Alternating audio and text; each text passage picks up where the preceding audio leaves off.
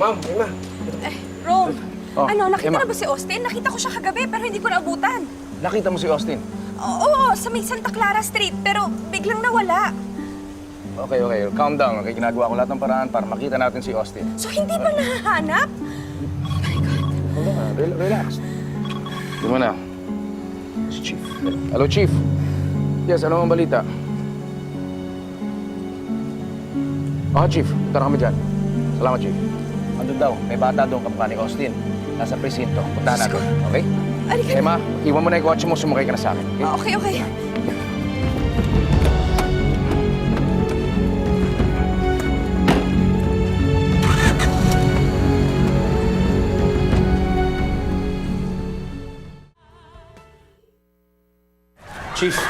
Chief, nasaan ang bata? Nasa loob po. Halika kayo, pasok na.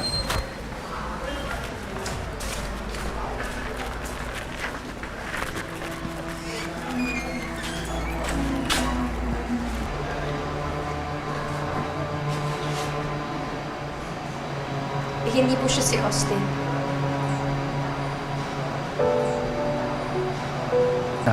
Ma'am Sansano, hindi po siya yung anak namin. Salamat po. Emma.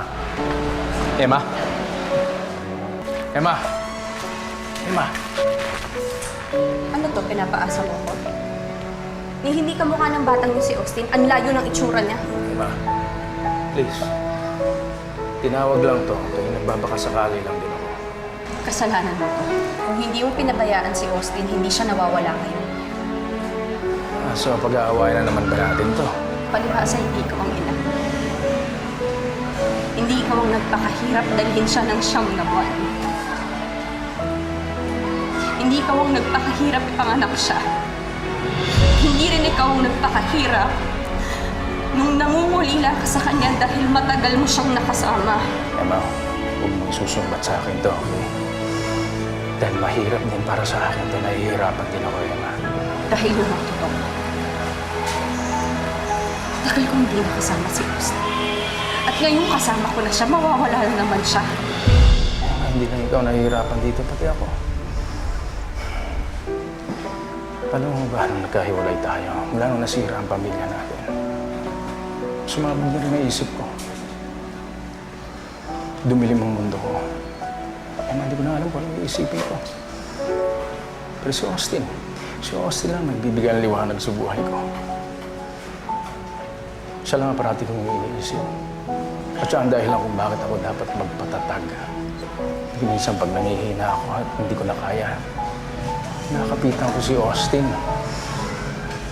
Sa kanya nakikita ang lakas. Hindi ako nakakabangon. At pag nawala si Austin, ano gagawin ko? Hindi ko alam. Hindi ko alam kailan pa ako makakabangon. Hindi ako Diyos. Hindi ko alam.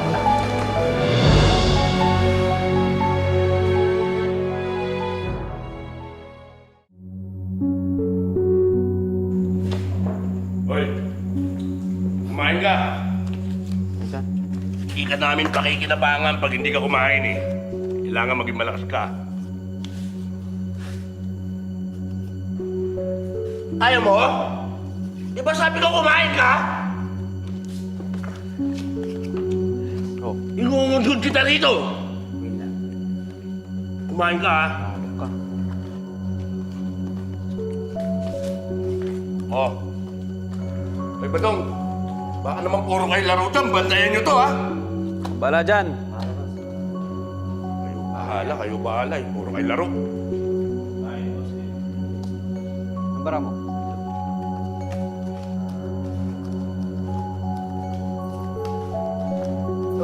Ito, tulungan nyo nga ako ikarga yung mga kon sa truck. Sige. Patapos to. Tara na!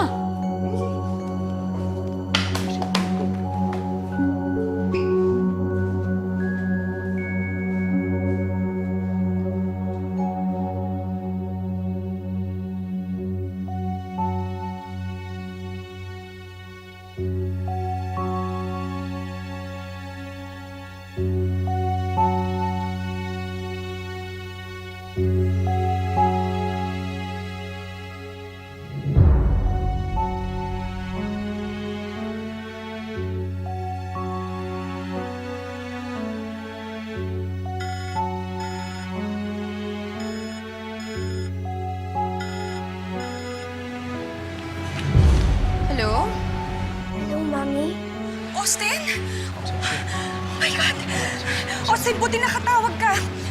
Anak, nasan ka? Ano nangyari sa'yo? Mami, ayoko na po dito. Anak, nasan ka? Okay ka lang ba?